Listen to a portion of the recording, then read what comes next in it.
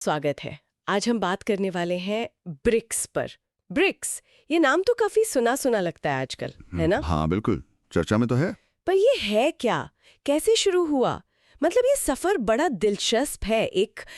सिर्फ एक वित्तीय शब्द से लेके आज एक ऐसी ताकत बन गया है जो दुनिया पर असर डाल सकता है। सही कहा। आज हमारे पास जो स्रोत हैं, ब्रिक्स ब्लॉक के काफी विस्तृत विश्लेषण और समीक्षाएं, वो हमें इस पूरी कहानी को समझने में मदद करेंगे। कैसे एक निवेशकों के लिए बनाया गया आइडिया एक बड़ा अंतर्राष्ट्रीय खिलाड़ी बन गया। हमारा मकसद सिर्फ ये जानना नहीं कि ब्रिक्स क्या है, बल्कि ये समझना भी है कि ये दुनिया के भविष्य के लिए, खासकर वैश्विक राजनीति और अर्थव्यवस्था के लिहाज से इतना अहम क्यों होता जा रहा है। बिल्कुल। तो चलिए इसकी गहराई में उतरते हैं। सबसे पहली बात जो मुझे बड़ी हैरान करती है वो ये कि ये कोई बड़ी सोची समझी राजनीतिक योजना नहीं थी शुरुआत में। ऐसा नहीं था। नहीं, बिल्कुल नहीं। इसकी शुरुआत तो आप कह सकते हैं एक अर्थशास्त्री के पेपर से हुई। अच्छा। हाँ, जिम ओनील, वो उस वक्त गोल्डमैन सैक्स में थे। 2001 की बात है ये। उन्होंने ये शब्द गढ़ा था ब्रिक, BRIC। बस सिर्फ 4 अक्षर। हाँ, सिर्फ 4। और ये असल में तेजी से बढ़ती अर्थव्यवस्थाओं ब्राजील, रूस, इंडिया और चीन के लिए एक लेबल था। मतलब निवेशकों के लिए एक आसान तरीका इन बाजारों को पहचानने का। तो ये बस एक आर्थिक टैग था। बिल्कुल। उनके दिमाग में कोई राजनीतिक ब्लॉक या ऐसा कुछ बनाने का दूर दूर तक ख्याल नहीं था। लेकिन मजे की बात यह है कि कैसे इस पश्चिमी सोच से निकले शब्द को इन देशों ने खुद ही अपना लिया और एक रणनीतिक दिशा दे दी। अपना लिया कैसे? ये देश क्या पहले से ही साथ आने का सोच रहे थे? देखिए, ऐसा लगता है कि एक मल्टीपोलर यानी कई ध्रुवों वाली दुनिया बनाने की कोशिश वो कूटनीतिक हलकों में पहले से चल रही थी, खासकर रूस की तरफ से। रूस? हाँ, शायद 90s के दशक के आखिर से ही। उस वक्त उनके विदेश मंत्री थे येवगेनी प्रिमाकोव। उन्होंने एक यूरेशियन त्रिकोण, रूस, इंडिया, चीन का आइडिया दिया था। अच्छा, RIC। हाँ, RIC। और एक और समूह था, IBSA, India, Brazil, south Africa. तो ये सब जैसे ब्रिक्स के लिए जमीन तैयार कर रहे थे। हम ये तो नींव रख रहे थे। बिल्कुल। फिर इन्होंने औपचारिक तौर पर साथ काम करना शुरू किया 2006 के आसपास। संयुक्त राष्ट्र महासभा के दौरान इनके विदेश मंत्रियों की बैठक हुई। अच्छा, UN में? हाँ, और फिर बात आगे बढ़ी। 2009 में रूस के येकातेरिनबर्ग शहर में इनका पहला शिखर सम्मेलन हुआ। और आप सोचिए, तब तक ये देश एक नई वैश्विक रिजर्व मुद्रा जैसी बड़ी चीजों पर भी बात करने लगे थे। अरे वाह! सिर्फ 8 साल में एक आर्थिक शब्द से लेकर नई मुद्रा की बात तक। हाँ, तेजी से बदला सब। जो सिर्फ एक आर्थिक संभावना दिख रही थी, वो जल्दी ही एक राजनीतिक महत्वाकांक्षा बन गई। कमाल है। तो ये सिर्फ 4 अक्षर नहीं थे, ये तो एक पूरा राजनीतिक इरादा बन रहा था। और फिर 2011 में S जुड़ा, दक्षिण अफ्रीका। हाँ, साउथ अफ्रीका।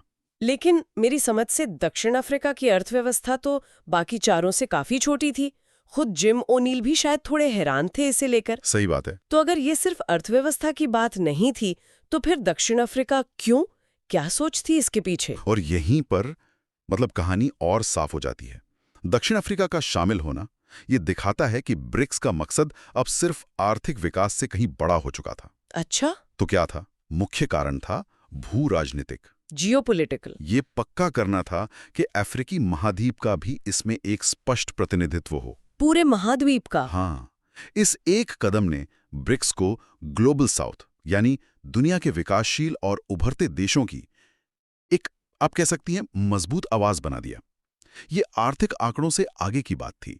ये दुनिया के नक्शे पर अपनी एक अलग पहचान बनाने की कोशिश थी। समझी। तो ये आर्थिक समूह से ज्यादा एक राजनीतिक आवाज बनने की तरफ बढ़ रहा था। बिल्कुल। ठीक है, तो ये सिर्फ शिखर सम्मेलनों में मिलते नहीं रहे, बातें नहीं करते रहे, इन्होंने तो बाकायदा संस्थान भी खड़े किए। हाँ, ये बहुत जरूरी है। कौन से बड़े संस्थान बनाए और ये मौजूदा वैश्विक व्यवस्था को, जो ज्यादातर पश्चिमी देशों के कंट्रोल वाली मानी जाती है, उसको कैसे चुनौती दे रहे हैं? इसमें सबसे बड़ा, सबसे ज्यादा चर्चित नाम है न्यू डेवलपमेंट बैंक का, NDB। हाँ, इसे 2014 में लॉन्च किया गया था ब्राजील के फोर्टालेजा शिखर सम्मेलन में। शुरुआत हुई थी $100 बिलियन की अधिकृत पूंजी के साथ। $100 बिलियन, ये तो काफी बड़ी रकम है। हाँ, बहुत बड़ी। और इसका मुख्य काम है, जो उभरते बाजार हैं, विकासशील देश हैं, वहाँ इंफ्रास्ट्रक्चर और सस्टेनेबल डेवलपमेंट यानी टिकाऊ विकास वाली परियोजनाओं के लिए पैसा जुटाना, फंडिंग देना। ठीक है। लेकिन NDB की खास बात सिर्फ इसका पैसा या मकसद नहीं है। अगर आप इसे बड़ी तस्वीर में देखें तो ये अपने आप में एक बड़ा बयान है। कैसा बयान? देखिए, जो पुरानी संस्थाएं हैं जैसे वर्ल्ड बैंक, वहाँ कुछ देशों का दबदबा ज़्यादा है, वोटिंग पावर ज़्यादा है। लेकिन एनडीबी की स्थापना हुई थी बराबर की हिस्सेदारी के सिद्धांत पर। सभी संस्थापक सदस्यों की बराबर हिस्सेदारी। बिल्कुल। ब्राज़ील, रूस, इंडिया, चीन, दक्षिण अमेरिका, सबकी बराबर। ये सिर्फ एक और बैंक नहीं था, ये वित्तीय ताकत के एक अलग मॉडल का प्रतीक है। साझा मालिकाना हक, ये सीधे सीधे पश्चिमी दबदबे वाली वित्तीय व्यवस्था को एक चुनौती थी। ये तो बहुत दिलचस्प है। और क्या ये सिर्फ इन 5 देशों तक ही सीमित है? नहीं नहीं, इसने अपनी सदस्यता बढ़ाई है। बांग्लादेश, यूएई, मिस्र सदस्य बन चुके हैं। उरुग्वे और अल्जीरिया भी शामिल होने की प्रक्रिया में है। अच्छा, तो दायरा बढ़ रहा है। हाँ, बिल्कुल। और काम भी कर रहा है। मध्य 2024 तक के आंकड़े देखें तो करीब 90-100 परियोजनाओं में लगभग 32 से 36 बिलियन डॉलर ये लगा चुका है। और एक और अहम बात, ये स्थानीय मुद्रा में कर्ज देने पर भी जोर दे रहा है। मतलब डॉलर पे निर्भरता कम करने की कोशिश। ये बात तो काफी अहम है। तो एनडीबी तो बराबरी का संदेश देता है, लेकिन हाँ, 2014 में एक और चीज बनी थी, कंटिंजेंट रिजर्व अरेंजमेंट, हाँ, सीआरए। हाँ, सीआरए। ये एक तरह का आपातकालीन फंड हाँ, है ना? एक क्या? सुरक्षा जाल। सही कहा। पर क्या इसकी कहानी भी बराबरी वाली है या यहाँ कुछ अलग है? हाँ, ये एक जरूरी नुक्ता है। यहाँ तस्वीर थोड़ी कह सकते हैं अलग है। सीआरए भी 100 बिलियन डॉलर का ही फंड है। उतना ही? हाँ, साइज उतना ही है।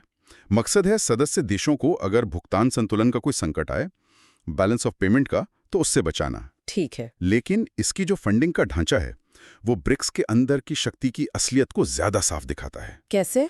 इसमें चीन का योगदान सबसे ज्यादा है, 41 बिलियन डॉलर। यानी कुल फंड का 41%। 41%? हाँ, अकेले चीन का? हाँ। जबकि ब्राजील, भारत और रूस, इन तीनों का 18-18 बिलियन डॉलर है, यानी हर एक का 18%। और दक्षिण अफ्रीका? दक्षिण अफ्रीका का योगदान सबसे कम, करीब 5 बिलियन डॉलर है। कुछ स्रोत इसे 10 बिलियन भी कहते हैं, पर फिर भी वो बाकियों से काफी कम है। बाप रे! तो चीन अकेले ही ब्राजील, भारत, रूस के कुल मिलाकर योगदान से भी ज्यादा दे रहा है। बिल्कुल। तो ये जो असमान योगदान है, ये साफ दिखाता है कि समूह के अंदर चीन का आर्थिक वजन कितना ज्यादा है, उसकी भूमिका कितनी केंद्रीय है। तो ये तो एक विरोधाभास जैसा हो गया। एनडीबी बराबरी की बात करता है और सीआरए में इतना बड़ा अंतर। हाँ, ये समूह की अंदरूनी जटिलता को दिखाता है। एनडीबी एक आदर्श पेश करता है, जबकि सीआरए शायद जमीनी हकीकत के ज्यादा करीब है, कम से कम फंडिंग के मामले में। हालांकि ये भी सच है कि सीआरए का इस्तेमाल शायद ही कभी हुआ है। ये ज्यादातर एक प्रतीकात्मक व्यवस्था ही रही है अब तक। अच्छा, तो ये तो बड़े औपचारिक संस्थान हो गए, एनडीबी और सीआरए। इनके अलावा एक और शब्द सुनने में आता है, सॉफ्ट संस्थानीकरण। ये क्या चीज है? सिर्फ बड़े बैंकों और संधियों तक ही सीमित नहीं है, वो कई और अनौपचारिक लेकिन नियमित तरीकों से भी आपस में जुड़ रहे हैं। जैसे कि? इसके लिए उन्होंने सहयोग के 3 मुख्य स्तंभ या पिलर बनाए हैं। पहला, राजनीति और सुरक्षा। दूसरा, अर्थव्यवस्था और वित्त। और तीसरा, लोगों के बीच आपसी संपर्क, पीपल टू पीपल कॉन्टैक्ट। ठीक है। और इनके तहत लगभग 60 अलग-अलग तरह के मंच और बैठकें होती हैं। 60? हाँ, करीब 60। जैसे उनके जो सांख्यिकी संस्थान हैं, वो आपस में मिलते हैं, डेटा शेयर करते हैं। सुप्रीम कोर्ट के जज मिलते हैं, खाद्य सुरक्षा पर, ऊर्जा पर, स्वास्थ्य पर, अंतरिक्ष पर, इन सब पर मंत्री स्तर की बैठकें होती हैं। अरे वाह, ये तो काफी फैला हुआ नेटवर्क है। बिल्कुल, ये एक तरह का समानांतर सहयोग नेटवर्क बना रहे हैं। इससे आपसी समझ बढ़ती है, भरोसा बढ़ता है। ये रिश्ता सिर्फ शिखर सम्मेलनों के फोटो ऑप से कहीं ज्यादा गहरा है। ये जो अंदरूनी तालमेल और नेटवर्क बन रहा था, शायद इसी ने उन्हें वो आत्मविश्वास दिया कि अब समूह को और बड़ा किया जाए। हो सकता है। और फिर आया 1 जनवरी 2024, एक बड़ा विस्तार।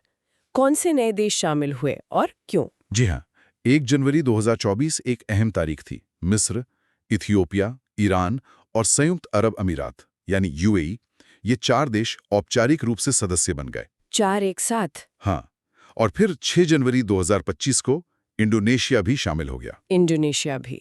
तो अब ये ब्रिक्स प्लस हो गया। बिल्कुल। अर्जेंटीना को भी न्योता मिला था, लेकिन हाँ, मैंने सुना था, उन्होंने मना कर दिया। हाँ, वहां नई सरकार आई, राष्ट्रपति जेवियर मिलेई की। उन्होंने शामिल होने से इनकार कर दिया। वो पश्चिम के साथ, खासकर अमेरिका और इजराइल के साथ ज्यादा करीबी रिश्ते चाहते हैं। अच्छा, तो इन नए सदस्यों के आने से क्या ब्रिक्स की आर्थिक ताकत बहुत ज्यादा बढ़ गई? हैरानी की बात है, लेकिन सीधे सीधे आर्थिक नजरिए से देखें तो इन नए सदस्यों ने समूह की कुल जीडीपी में कोई बहुत बड़ा इजाफा नहीं किया। शायद सिर्फ 4% के आसपास। सिर्फ 4%? तो फिर क्यों शामिल किया गया इन्हें? क्या लॉजिक था? यहीं पर वो भू राजनीतिक वाला एंगल फिर से सामने आता है। जैसा कि विश्लेषण बताते हैं, इसका असली महत्व सिर्फ आर्थिक प्रभाव से कहीं ज्यादा है। अच्छा। क्या मतलब? मुख्य मकसद था वैश्विक मंचों पर, जैसे संयुक्त राष्ट्र वगैरह, वहां समूह का राजनीतिक वजन बढ़ाना और आवाज और बुलंद करना। बिल्कुल। और अंतर्राष्ट्रीय बहसों में ग्लोबल साउथ का जो नजरिया है उसे और मजबूती से रखना। अब देखिए कौन शामिल हुए हैं। ईरान, यूएई, ये बड़े तेल और गैस उत्पादक हैं। हाँ, ये तो है। मिस्र, इथोपिया, ये अफ्रीका और मध्य पूर्व के बहुत अहम खिलाड़ी हैं। तो ये एक सोची समझी रणनीतिक चाल लगती है। रणनीतिक विस्तार। हाँ, और इसके अलावा एक पार्टनर देश की कैटेगरी भी बनाई गई है। पार्टनर देश? ये क्या है? मतलब जो अभी पूर्ण सदस्य नहीं है लेकिन जुड़ना चाहते हैं या सहयोग करना चाहते हैं। इसमें बेलारूस, मलेशिया, वियतनाम जैसे देशों ने रुचि दिखाई है। तो इससे प्रभाव का दायरा और बढ़ाया जा सकता है। समझे। तो ये विस्तार मुख्य रूप से राजनीतिक और रणनीतिक वजन बढ़ाने के लिए था। अब इस नए विस्तारित समूह ब्रिक्स प्लस का आकार कैसा है? दुनिया के लिहाज से ये कितना बड़ा हो गया है? आंकड़े वाकई मतलब चौंकाने वाले हैं। बताइए। आबादी के लिहाज से देखें तो दुनिया की लगभग आधी आबादी, करीब 45% से 48.5% लोग अब ब्रिक्स प्लस देशों में रहते हैं। दुनिया की आधी आबादी, ये कितना हुआ नंबर में? ये हुआ लगभग 3.3 से 3.9 अरब लोग। बाप रे। और अगर अर्थव्यवस्था की बात करें, खासकर खरीदने की क्षमता के हिसाब से, जिसे पीपीपी कहते हैं, हाँ, परचेजिंग पावर पैरिटी, तो इन देशों की मिलीजुली अर्थव्यवस्था अब दुनिया की कुल अर्थव्यवस्था का 35 से 39% के बीच हो गई है। कुछ स्रोत 37.3% बताते हैं। 35 से 39%? हाँ, और इसका मतलब जानते हैं क्या है? क्या? इसका मतलब है कि पीपीपी के मामले में ब्रिक्स प्लस अब G7 देशों के समूह से भी बड़ा है और यूरोपीय संघ से भी। क्या बात कर रहे हैं? G7 से बड़ा पीपीपी में? हाँ, G7 और EU दोनों से बड़ा पीपीपी में। ये बहुत बड़ी बात है। ये तो सच में बहुत बड़ी बात है। दुनिया की आधी आबादी और G7 से बड़ी अर्थव्यवस्था पीपीपी में। कमाल है। और प्राकृतिक संसाधनों पर इनकी पकड़ कैसी है? मतलब तेल, गैस, खनिज वगैरह। यहीं पर ब्रिक्स प्लस का रणनीतिक वजन और भी ज्यादा दिखता है। कैसे? अनुमान है कि ये समूह दुनिया के जो दुर्लभ पृथ्वी खनिज हैं, रेयर अर्थ मिनरल्स, हाँ, जो आजकल हर टेक्नोलॉजी में चाहिए। बिल्कुल, फोन से लेकर इलेक्ट्रिक गाड़ियों तक, तो उन रेयर अर्थ मिनरल्स का लगभग 72% ये समूह नियंत्रित करता है। 72%? हाँ, और दुनिया के तेल उत्पादन का करीब 44%, लगभग आधा। और प्राकृतिक गैस उत्पादन का करीब 36% भी इन्हीं देशों से आता है। 72% रेयर अर्थ, 44% तेल, 36% गैस। ये तो मतलब भविष्य की चाबियां इनके हाथ में आ रही हैं। आप ऐसा कह सकती हैं। यही वो रणनीतिक ताकत है, वो लीवरेज है जो डी-डॉलरीकरण जैसी महत्वाकांक्षाओं को हवा देता है। डी-डॉलरीकरण का यानी डॉलर पर निर्भरता कम करना। हाँ, जब आपके पास इतने जरूरी संसाधन हों तो आप अपनी शर्तों पर व्यापार करने की बात सोच सकते हैं, स्थानीय मुद्राओं में व्यापार करने की सोच सकते हैं। हालांकि ये कहना भी जरूरी है कि डी-डॉलरीकरण की राह इतनी आसान नहीं है। डॉलर पर दुनिया का जो भरोसा है, व्यापार की जो आदतें हैं, हाँ, वो बदलना मुश्किल है। बिल्कुल, ये एक लंबी और धीमी प्रक्रिया होगी, कोई रातों रात होने वाला बदलाव नहीं है ये। ठीक है, लेकिन ये समूह जितना बड़ा और ताकतवर हो रहा है, उतना ही विविध भी है। अंदर बहुत अंतर है। हाँ, ये बात तो है। भारत जैसा लोकतंत्र है तो चीन और रूस जैसे सत्तावादी देश भी हैं। पुरानी दुश्मनी या प्रतिद्वंदिता भी है, जैसे भारत और चीन के बीच सीमा विवाद। और अब नए सदस्य देखिए, ईरान और सऊदी अरब जैसे देश भी ब्रिक्स प्लस के दायरे में आ गए हैं। हालांकि सऊदी अरब ने अभी औपचारिक रूप से सदस्यता नहीं लिए, पर बातचीत चल रही है। इनके बीच तो ऐतिहासिक मतभेद रहे हैं। सही कहा। तो ये सब इतने मतभेदों के साथ काम कैसे करते हैं? ये सब एक साथ एक मंच पर कैसे टिके रहते हैं? ये वाकई एक बहुत दिलचस्प सवाल है, और शायद ब्रिक्स की सबसे बड़ी पहेली भी। पहेली। हाँ, इसे कुछ विश्लेषक एक तरह का प्रबंधित प्रतिद्वंदिता मंच कहते हैं। Managed rivalry platform. प्रबंधित प्रतिद्वंदिता मंच, इसका क्या मतलब हुआ? इसका मतलब है कि ये देश मानते हैं कि हाँ, हमारे आपसी मतभेद हैं, हमारी प्रतिद्वंदिताएं हैं, वो अपनी जगह हैं, लेकिन एक बहुध्रुवीय दुनिया बनाने का, पश्चिमी दबदबे को कम करने का जो साझा रणनीतिक हित है वो इन मतभेदों से ज्यादा बड़ा है। अच्छा, मतलब कॉमन दुश्मन या कॉमन लक्ष्य ज्यादा बड़ा है। हाँ, आप ऐसा कह सकती हैं। ये एक बहुत ही जटिल कूटनीतिक संतुलन है। जैसे सब मंच पर नाच तो रहे हैं, अपने अपने स्टेप्स कर रहे हैं, लेकिन इस बात पर सहमत हैं कि गाना कौन सा बजेगा। वाह, प्रबंधित प्रतिद्वंदिता मंच, ये सुनने में तो बड़ा डिप्लोमेटिक लगता है, लेकिन क्या ये अंदरूनी विविधता, खासकर जो राजनीतिक व्यवस्थाओं का फर्क है, लोकतंत्र बनाम सत्तावादी और चीन का जो भारी दबदबा है। हाँ, चीन का साइज। हाँ, वो अकेले ही समूह की जीडीपी का लगभग 70% है। तो क्या ये सब सिर्फ मैनेज चुनौतियां हैं या ये कभी भी समूह के लिए एक बड़ी कमजोरी बन सकती हैं, खासकर अगर कोई बड़ा वैश्विक संकट आ जाए? ये बिल्कुल वाजिब चिंता है और ये ब्रिक्स के सामने असल चुनौतियां हैं। विचारधाराओं का अंतर सहयोग की गहराई को सीमित कर सकता है, इसमें कोई शक नहीं। और चीन का विशाल आकार और आर्थिक दबदबा वो बाकी सदस्यों में एक असंतुलन की भावना तो पैदा करता ही होगा। जरूर करता होगा। तो ये देखना अभी बाकी है कि ये जो साझा हित की बात है, क्या वो किसी बड़े टकराव या संकट के समय भी इन अंदरूनी मतभेदों पर हावी रह पाएगा। ये ब्रिक्स के भविष्य के लिए $1 मिलियन का सवाल है। सही बात है। तो ये एक ऐसा मंच है जहां सहयोग और प्रतिस्पर्धा दोनों साथ साथ चल रहे हैं। बिल्कुल। तो आगे देखते हुए इस समूह की मुख्य प्राथमिकताएं क्या लग रही हैं? ये किन चीजों पर सबसे ज्यादा जोर दे रहे हैं? कुछ मुख्य बातें तो काफी साफ नजर आती हैं। जैसे? पहला, जो वैश्विक संस्थान हैं, खासकर UN, IMF, वर्ल्ड बैंक, उनमें सुधार के लिए लगातार आवाज उठाना। वो चाहते हैं कि इनमें विकासशील देशों की भूमिका और वजन बढ़े। ये तो पुरानी मांग है। हाँ, लेकिन ब्रिक्स इसे और जोर शोर से उठा रहा है। दूसरा, वैश्विक मुद्दों पर ग्लोबल साउथ का नजरिया पेश करना, जैसे यूक्रेन युद्ध हो या गाजा संघर्ष, दोनों की इन्होंने निंदा की है और गाजा में 2 राज्य समाधान का समर्थन किया है। ठीक है। तीसरा, एक नया मुद्दा जो उभर रहा है वो है डिजिटल संप्रभुता। डिजिटल संप्रभुता, इसका क्या मतलब है? इसका मोटा मोटा मतलब है कि राष्ट्र अपने डिजिटल इंफ्रास्ट्रक्चर पर, अपने नागरिकों के डेटा पर अपना नियंत्रण रखें। मतलब बड़ी विदेशी टेक कंपनियों का दबदबा कम हो। अच्छा, डेटा पर अपना कंट्रोल। हाँ, और चौथा, विकसित देशों पर लगातार दबाव बनाना कि वो जलवायु परिवर्तन से लड़ने के लिए विकासशील देशों को ज्यादा वित्तीय मदद दें। Climate finance. ये भी अहम है। और वो डॉलर वाली बात, डी-डॉलरीकरण का एजेंडा, उस पर क्या चल रहा है? हाँ, वो भी एक बहुत अहम मुद्दा है। इस पे कई तरह की पहलें चल रही हैं या विचाराधीन हैं। क्या क्या? एक तो है ब्रिक्स पे का विचार। ये पश्चिमी देशों का जो स्विफ्ट पेमेंट सिस्टम है, हाँ, जिससे अंतर्राष्ट्रीय लेन देन होते हैं। बिल्कुल, तो उसका एक विकल्प बनाने की बात है, शायद ब्लॉकचेन तकनीक पर आधारित। स्विफ्ट का विकल्प, ये तो बहुत बड़ी बात होगी। हाँ, अगर ये कामयाब होता है तो। दूसरा, आपस में स्थानीय मुद्राओं में व्यापार को बढ़ावा देना। ये तो हो भी रहा है। हाँ, आपने बताया था रूस, चीन, भारत, UAE। रूस और चीन के बीच तो 90% व्यापार अब रूबल और युआन में हो रहा है।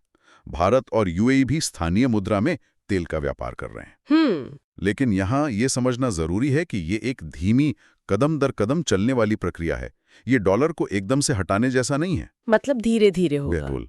मिसाल के तौर पर चीनी मुद्रा जो है रेनमिंबी, वैश्विक भुगतान में उसका हिस्सा बढ़ तो रहा है, पर नवंबर 2024 में भी वो सिर्फ करीब 3.9% था।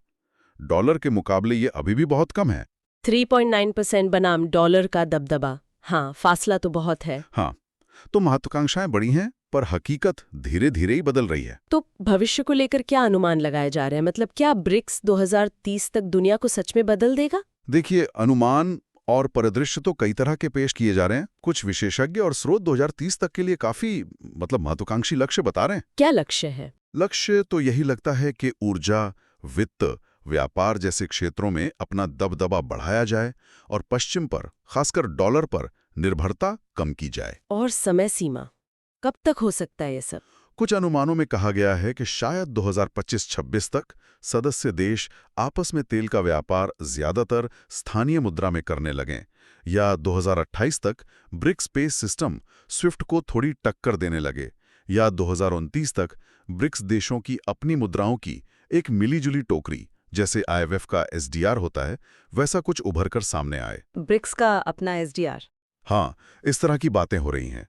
और 2030 तक के कुछ अनुमान तो ये भी कहते हैं कि ब्रिक्स प्लस देश दुनिया के तेल और गैस निर्यात का 55% तक नियंत्रित कर सकते हैं। 55%? हाँ, उनके बीच का आपसी व्यापार $10 ट्रिलियन से ज्यादा हो सकता है और वैश्विक व्यापार में डॉलर का हिस्सा घटकर 20% से नीचे आ सकता है। 20% से नीचे? ये तो बहुत बड़ा बदलाव होगा। बिल्कुल, लेकिन ये सब, जैसा मैंने कहा, बहुत महत्वाकांक्षी लक्ष्य हैं और कई अगर मगर पर टिके हैं। तो क्या ये हो पाएगा? भविष्य के लिए मुख्य रूप से 3 तरह के परिदृश्य देखे जा रहे हैं। 3 रास्ते? हाँ, पहला, जिसे प्रबंधित गड़बड़ी, मैनेज डिसरप्शन कहा जा रहा है। इसकी संभावना सबसे ज्यादा 55% मानी जाती है। मतलब प्रगति होगी, लेकिन धीमी होगी, उतार चढ़ाव के साथ। अच्छा, मतलब धीरे धीरे बढ़ते रहेंगे। हाँ। दूसरा है समन्वय उछाल, कोऑर्डिनेशन सर्ज। इसकी संभावना करीब 25% है। इसमें ये देश उम्मीद से ज्यादा तेजी से और बेहतर तालमेल के साथ आगे बढ़ते हैं। और तीसरा? तीसरा है विखंडन झटका, फ्रैगमेंटेशन शॉक, करीब 20% संभावना। मतलब कोई बड़ा अंदरूनी या बाहरी संकट आता है और इनकी प्रगति रुक जाती है या समूह बिखरने लगता है। तो अनिश्चितता तो है। बिल्कुल। और इन सब पर नजर रखने के लिए कई संकेतक, मतलब की परफॉर्मेंस इंडिकेटर्स भी तय किए गए हैं। ठीक है, तो ये सफर वाकई कमाल का रहा है। गोल्डमैन सैक्स के एक रिपोर्ट में सिर्फ एक शब्द था, ये ब्रिक, और आज ये संस्थानों, बढ़े हुए प्रभाव और दुनिया को एक नए नजरिए से देखने की सोच वाला एक बड़ा भू राजनीतिक ब्लॉक बन गया है। हाँ, इसमें कोई शक नहीं। एक बदलाव जिसे नजरअंदाज करना अब मुमकिन नहीं है। निश्चित रूप से। इसका पैमाना ही देख लीजिए। दुनिया की आधी आबादी, G7 से बड़ी अर्थव्यवस्था, PPP में इतने जरूरी संसाधनों पर भारी नियंत्रण, ये सब बहुत मायने रखता है। फिर इनके जो संस्थागत प्रयास हैं, NDB, CRA, ब्रिक्स पे जैसी योजनाएं, ये सब भी महत्वपूर्ण है। लेकिन चुनौतियां भी हैं। हाँ, वो भी उतनी सच है। अंदरूनी विविधता, अलग अलग राजनीतिक व्यवस्थाएं, चीन की वो केंद्रीय भूमिका और बदलाव की धीमी रफ्तार, खासकर डॉलरीकरण जैसे बड़े मुद्दों पर, ये सब भी हकीकत का हिस्सा है। तो आखिर में एक सवाल हम सोचने के लिए छोड़ सकते हैं। जरूर। क्या ब्रिक्स वाकई मौजूदा अंतर्राष्ट्रीय व्यवस्था को, उस पुराने सिस्टम को जड़ से बदलने की राह बना रहा है, या फिर ये बस एक बदलती हुई दुनिया के अंदर ही एक और महत्वपूर्ण, एक वैकल्पिक शक्ति का केंद्र बन रहा है? मतलब सिस्टम को बदल रहा है या सिस्टम के अंदर ही एक नया पोल बन रहा है? ये बहुत अच्छा सवाल है और इसका जवाब शायद वक्त ही देगा। बिल्कुल, इस पर विचार जरूर कीजिएगा